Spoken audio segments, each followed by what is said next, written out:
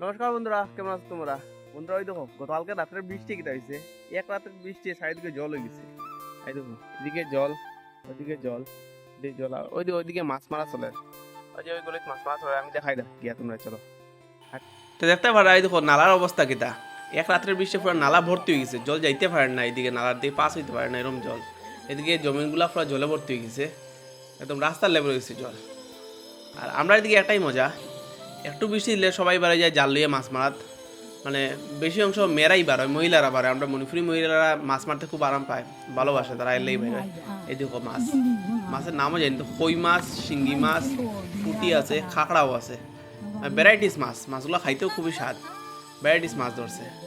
জাল ফালাইয়া, জাল দিয়া একটা দুইটা করে মাছ হয়, বেশি বেশি মাছ হয় না অবশ্য।